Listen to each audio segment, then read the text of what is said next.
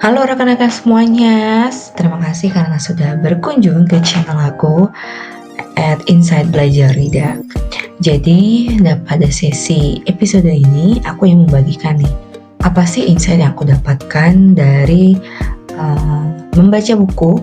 Salah satu buku yang aku lagi suka banget di kali ini itu adalah buku Anti Malas dan Suka Menunda.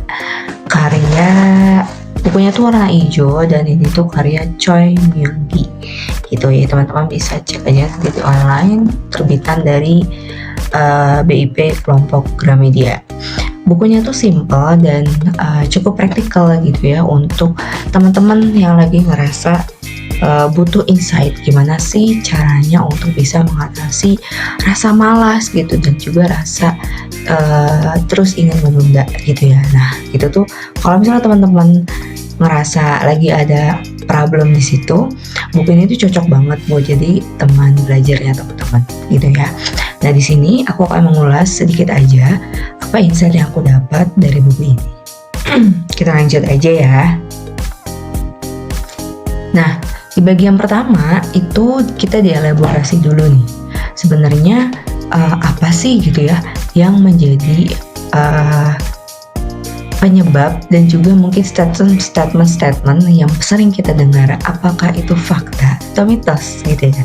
Nah, di sini ada dua kalimat yang cukup kita biasa mendengar, cukup familiar gitu ya. Yang pertama adalah mengubah kepribadian itu sangat sulit gitu, dan yang kedua adalah kemalasan itu bersemayam di dalam tubuh. Dua kalimat ini gitu ya, bukan mitos ternyata teman-teman. Ini adalah fakta ya, karena memang kepribadian seseorang itu tidak bisa berubah hanya dalam 1 atau 2 jam. Perlu proses panjang untuk bisa melakukan sebuah perubahan. Karena yaitu tadi adanya faktor kebiasaan yang membuat seseorang itu sudah terbiasa dengan pola-pola tersebut. Kemudian statement kemalasan bersemayam dalam tubuh ini juga relate karena ketika teman-teman membiasakan sesuatu, maka tubuh teman-teman sudah merekam hal itu gitu ya, sudah merekam. Jadi hal itu tuh akan sulit untuk dilakukan seolah-olah seperti ada sesuatu dalam tubuh teman-teman ya. Seperti itulah yang akan muncul gitu ya. Tapi semua itu apakah bisa diperbaiki? Tentu saja bisa ya, tapi dengan catatan tidak bisa dalam waktu yang instan. Jadi di sini kita diajak gitu ya, ketika teman-teman baca bukunya, teman-teman coba pasti akan merasakan hal yang sama, berasa kayak akan lebih banyak ngobrol dengan diri sendiri. Itu karena kita itu ada rasa malas dan rasa menunda, pasti biasanya ada problem gitu ya. Bagaimana kita menghargai diri kita sendiri dan lain-lain, itu nanti akan dibahas secara detail di dalam bukunya. Silakan teman-teman cari bukunya gitu ya, dan baca dan lahaplah semua isi bukunya gitu ya. Nah, gimana cara awalnya untuk kita bisa melakukan sebuah perubahan? Nah, ketika kita ingin melakukan sebuah perubahan, satu hal yang perlu dilakukan adalah kita harus menganalisis apa sih faktor penyebabnya, ya nggak? Karena ketika kita ingin melakukan suatu perubahan, berarti kan ada suatu hal yang baru.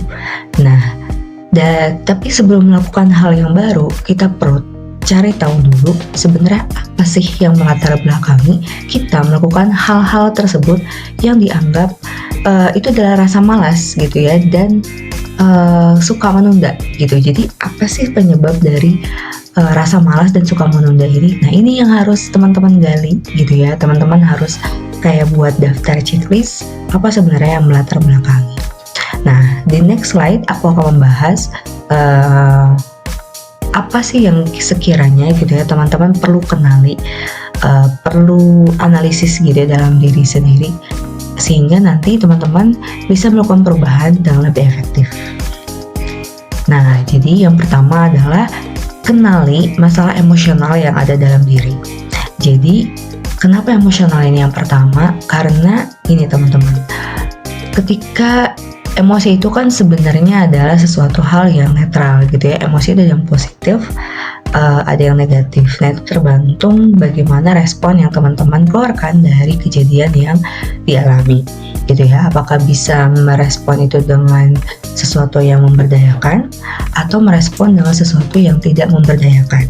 Nah, ketika teman-teman, kalau cuma teman-teman coba list gitu ya, teman-teman ini condongnya ke merespon kejadian itu dengan emosi yang mana gitu ya, emosi yang memberdayakan atau yang tidak memberdayakan. Nah itu, jadi kalau misalnya sekiranya memang ternyata pas di list, oh ternyata aku tuh banyak banget emosional yang maksudnya merespon itu kejadian dengan emosi yang tidak memberdayakan begitu ya, atau terkadang sering banget justru malah merugikan diri sendiri dan juga orang lain. Nah itu jadi sebuah tanda teman-teman bahwa ada sesuatu hal emosi yang perlu bagaimana kita meregulasi emosi, itulah yang harus diperbaiki, karena perasaan itu sangat bisa mempengaruhi apa yang dipikirkan dalam diri kita. Nah, apa yang dipikirkan itu nantinya akan berpengaruh pada apa yang akan dilakukan gitu. Jadi sangat-sangat urgent untuk teman-teman bisa kenali bagaimana masalah emosional yang ada dalam diri teman-teman. Nah, kemudian yang kedua, teman-teman selain masalah emosional, tentu ya pasti akan ada hambatan-hambatan lain yang sebenarnya menyertai juga. Entah itu misalnya kondisi support system teman-teman gitu ya, circle yang ada dalam teman-teman, ataupun lingkungan tempat gitu ya, dimana teman-teman bekerja gitu ya, ruangannya apakah sumpek atau enggak. Nah itu juga sangat-sangat mempengaruhi.